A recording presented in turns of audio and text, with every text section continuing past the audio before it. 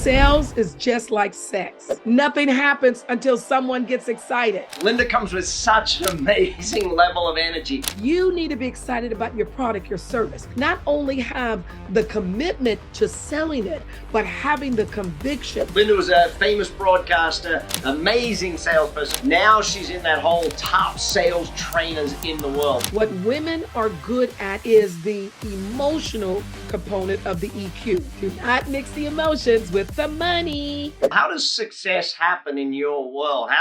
What's your way of making success happen? First of all, I get clear on what my why is and my vision, and then I create a plan.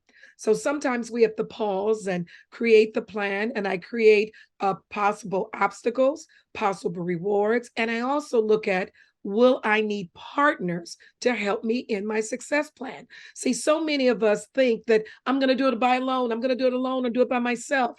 And my granny would say, honey, someone had to pull you out into the world. You couldn't get here by yourself until someone pulled you out, smacked you on the behind, and you yelled and said, hello, world. So sometimes we need success partners and we need help and support. It's like with the organization that you've created, you've built. It's built with tools and all the things that you need. But the formula is you have to add yourself. So one thing I knew, I couldn't do it alone. And I also knew that I didn't know everything.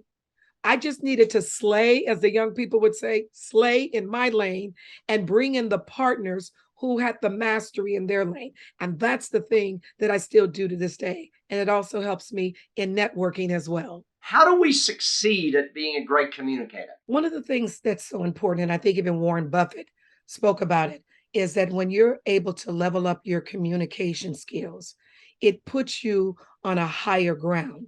And what's so important about communication?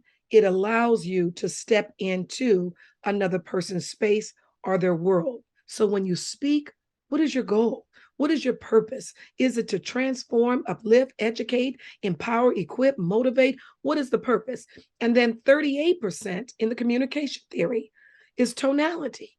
And many of you might have heard the phrase, it's not what you say or how you say it. I beg to differ. It's what they hear. It's what they hear. So it's so important in the intonation, and then 55% is nonverbal. So the little tagline or soundbite that I can give to those that are listening, if all three, words, tone, and nonverbal, if all three don't agree, then there's a disconnect in the message between you and me.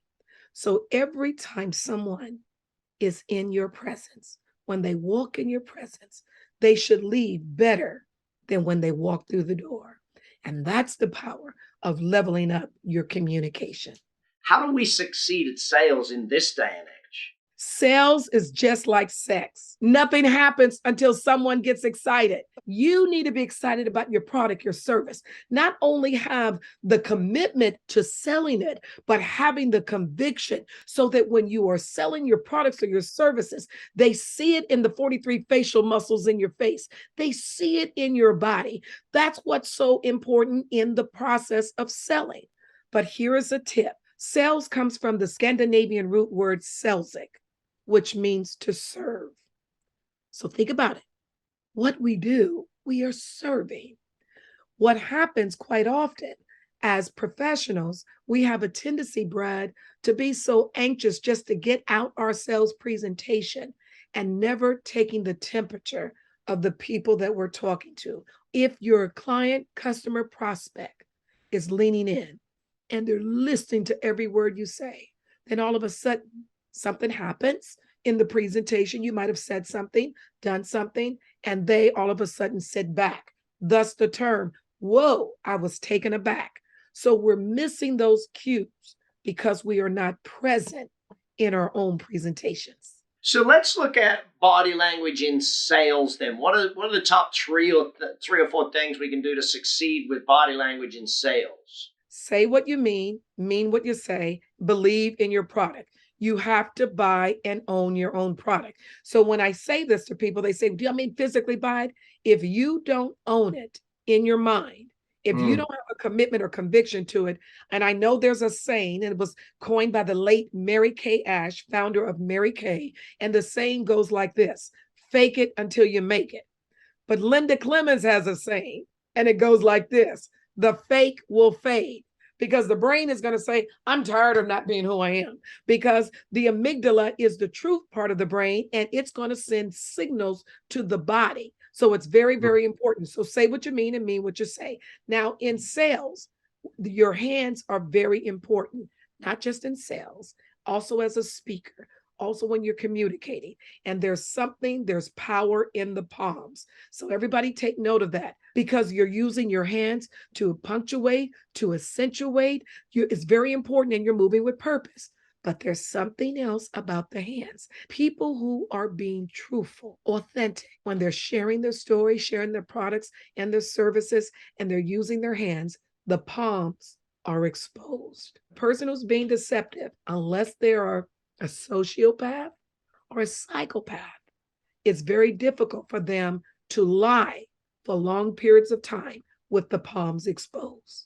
What do you think are some of the keys to success? I got 4 daughters. What is going to be their keys to success when they grow up being a superstar entrepreneur? What women are good at in the sales process as entrepreneurs is the emotional component of the EQ, is being present, telling the stories, and utilizing empathy, which is very, very important. So as women entrepreneurs and speaking to them, the struggles that perhaps a woman might have gone through in corporate America, rising to the top. The struggles that a woman may go through just running her home as a mother and a wife of business. So another woman can relate to that. So it's very important to be able to have that compassion, and that empathy is key. The other thing they need to work on in the sales process, and as women entrepreneurs, you can get too emotionally attached that you can't detach. And I have to tell women all the time, do not mix the emotions with the money,